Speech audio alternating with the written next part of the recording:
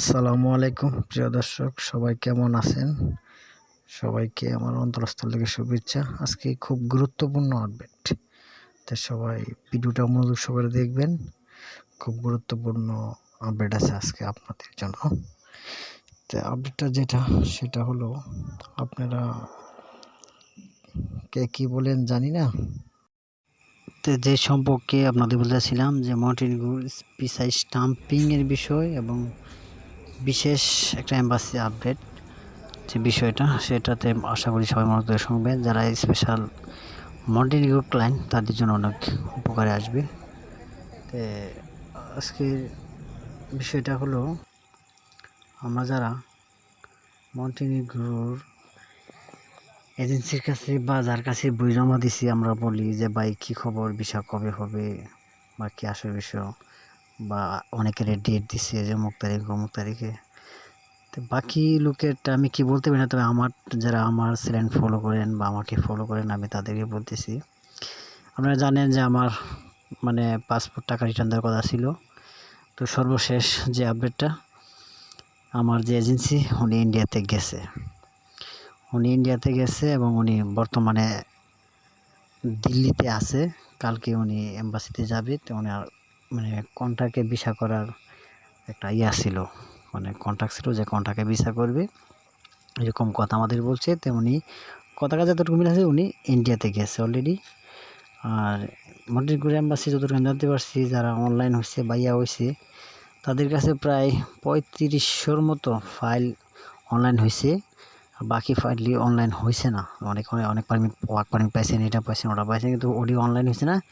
এই 3500 যেটি অনলাইন হয়েছে, এটি যদি কোনো এজেন্সি তারা যার যে কয়টা ফাইল যদি পেন ড্রাইভে কইরা তাদেরকে দিয়ে আসে যে আমার এই যে কয়টা ফাইল বা এটা সেটা, বা কন্ট্রাক্টে যদি তাদের সাথে এরকম ডিল করতে পারে, সম্ভবত ভিসা হইব। বাকিটা উপরওয়ালা জানে।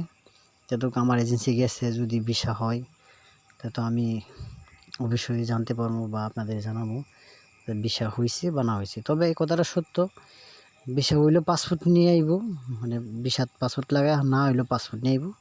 আমি এরকম বলে দিছি যে আমার পাসপোর্ট নিয়ে আইবেন।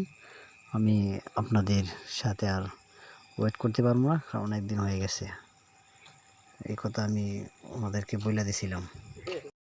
তো উনি বলছে হ্যাঁ, যদি ভিসা হইলেও আমি পাসপোর্ট তো সাথে করে নিয়ে আমু, যে কদিন লাগে, না হইলেও পাসপোর্ট নিয়ে আমু। উনি বললো আর কি যে পাসপোর্ট সাথে করে নিয়ে যাবি। তো এই পর্যন্তই কথা ছিল।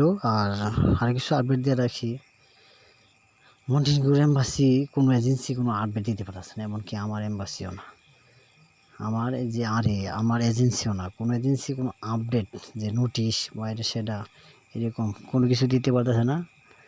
তারপরে আমাদের যে লয়ার, যিনি কি পারমিট বাই করছে, উনি ইন্ডিয়াতে আসছে। আসার পরে আমাদের যে এজেন্সি ওনাকে বলছে যে আপনি ইন্ডিয়াতে আসেন, ইন্ডিয়াতে আসলে ভিসা করানোর মতো একটা সিস্টেম বা আলোচনা করছে উনি, কইরা সাইডই। তাই আমার এজেন্সিটা বলছে, কথা অনেকদিন ধরে বলতেছে যে ইন্ডিয়াতে যাব, আজকে 2 মাস যাবত, কিন্তু লাস্ট মুহূর্তে উনি ইন্ডিয়াতে গেছে। তো উনি দিল্লিতে অবস্থানে আছে, কালকে হয়তো ওখানে আলোচনা করবে। হয়তো আমরা সোমবারের দিকে একটা রেজাল্ট পাইতে পারি যে আসলে ওরা কি কন্ট্রাক্টে দিতে পারছে কি পারে না, এবার ভিসা হবে কি না হবে, এরকম একটা রেজাল্ট। মোটমাট কথা হলেও সামনের সপ্তাহে আমরা একটা রেজাল্ট পাই যাবো। ওই পাসপোর্টে ভিসা লাগানো পাবো না, এটা খালি পাসপোর্ট পাবো, কিন্তু একটা কিছু হয়ে যাবে আশা করি। তো সবার কাছে একটা জিনিস দোয়া করবেন, যাতে আমাদের ভিসা হয়। আমাদেরটা হইলে আরও বেশি মানুষের হইবে, কারণ আমার তো আর এজেন্সি একটা ফাইল না, প্রায় 70টার মতো ফাইল আছে আমি যতটুকু জানি। ওনার আরও বিভিন্ন এজেন্ট আছে, ওনার ওই সব মিলে 70টা ফাইল। আসলে মন্টিনিগ্রোর কাজগুলো না কপালে বানানোর ভাই, কী কম। এত দেশ ঘুরা, রোমানিয়া থেকে সার্বিয়া থেকে কসোভো, লাস্টে মন্টিনিগ্রো যে দিছিলাম যে একটা ভিসা হইব, কিন্তু শালার ওইখানেও আবার এম্বাসির। আসলে ইউরোপের কাজগুলোই এরকম,